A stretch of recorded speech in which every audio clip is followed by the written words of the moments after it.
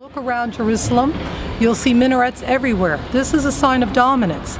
If you look over here where you see the Dome of the Rock, that is a signal of domination. Right now, the Arabs unfortunately have de facto control over the most holy site in Judaism. This has to change. We're awaiting for Yechezkel's temple, Ezekiel's temple, which is very, very important to the Jewish people. It's very important to the world, whether the world recognizes it or not, because it is very pivotal in the process of the culmination of the redemptive process. So this is very important. And you mentioned a very good thing. It is very hypocritical for our leaders indeed to constantly push Israel to give away tangible strategic assets and more importantly, your very biblical inheritance, the very heart and soul of Judaism, is this holiest of cities in the world. We must understand how important it is, and we must educate our leaders regarding the absolute need for Jewish control over Jerusalem, and we must continue to pray and continue to do everything possible for Am Israel to get to her biblical borders. In front of us is the center of the Jewish world, being the Temple Mount.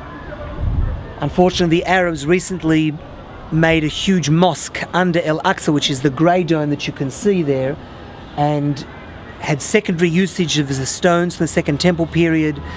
Truckloads of artifacts in the Second Temple period were dumped outside the old city. It was a tragedy for the Jewish people, and unfortunately we had no leaders at the time to stop this this travesty of justice and tragedy and a stab in the back to our own history and heritage. One day, of course, the temple will be rebuilt there, but we believe that is in the hands of God and in the final stages of the redemption. We're now involved in the physical redemption of reviving of Jewish life outside the Temple Mount in the Old City and its environs. Behind the Temple Mount, of course, is today a big Jewish neighborhood of French Hill, where the Hebrew University is located. Further to the right, or further to the east, of course, is the Mount of Olives. The Mount of Olives, the oldest Jewish cemetery in the world except for the cave of Machpelah in Hebron. There is a Jewish neighborhood on top of the Mount of Olives that you can't actually see from this position, but we'll have to drive there later and see it, whatever, but just to let you understand that it's a Mount of Olives, a Jewish neighborhood. In the valley underneath the Mount of Olives, coming down and sloping down from the old city, is of course the original city of David.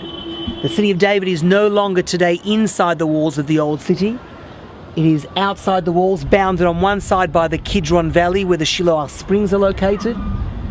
Also the King's Garden is in that valley. Today there are 45 to 50 families, nearly 50-50, a split between Jews and Arabs living in the original city of David. The King's Valley is literally in the Kidron Valley itself, the King's Garden, where Solomon wrote his Song of Songs, where King David walked, where every tree possible was planted in the valley between the old Yemenite neighborhood on the east and the city of David, is of course the King's Garden in the Kidron Valley. On the east side of the city of David is of course the old Yemenite neighborhood. The Arabs refer to this whole area as Silwan, but of course we know historically that it is both the city of David and the old Yemenite neighborhood. So east of the Kidron Valley is an old Yemenite neighborhood. At its peak there were 800 Yemenite Jews living there, all came from 1882 onwards. They believed the Messiah was going to come in that year. For it says, even though I be cut climbing a date tree, I will ultimately reach the dates. So the Yemenite rabbis for years beforehand understood that to be, there will be a difficult exile, hence be cut by the dates, but I will ultimately reach the dates. In Hebrew that is, A'aleh batamar, I will go up to the Tamar, to the date.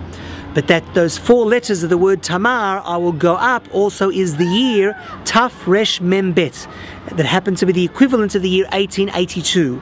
So Yemenite Jews were waiting for this year to come, and they came and they trekked and they lived here. The Messiah may not have come in person, but clearly the Messianic era did start in earnest with the revival of Jewish life in places like Hebron and Tzfat and Tiberia and Jerusalem. The reclamation of land, and it was the beginning, the first Aliyah. Jews came from all over the world. So the redemption process some say actually started in those years. They came and they lived here in the old Yemenite neighbourhood, but driven out. The life was cut short by Arab riots and pogroms in the 20s and 30s, and even though there were promises by the British that the Jewish refugees would return, it never happened. It's only in the last few years that organisation has managed to go back to the old Yemenite neighbourhood, and there is once again today Jewish life there. More can be done there. More land can be acquired. Jews can live in buildings that can be built there. There's no shortage of work to be done in the old Yemenite neighbourhood. Even further to the east, if we take another swooping shot, the mountain behind the Mount of Olives, only a few hundred metres away of course, so not in the middle of the desert, there's only a few minute drive from the old city, is today called Kidmat Zion, east of Zion. That empty block of land which is at the edge of Jerusalem, in the 1920s, 210 Jews bought 170 acres of land. Official title, no question. 70% of that land is today outside the borders of Jerusalem, and the Arabs have built illegally the village of Abu Dis. That we don't deal at the moment. We're only concerned at the moment what's happening inside the borders of Jerusalem.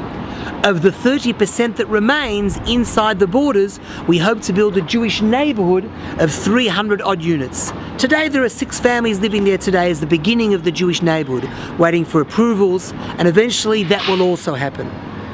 Because, you see, we follow a certain roadmap that we call God's roadmap. All the other roadmaps from the quartets, from the European Union, United Nations, it means nothing.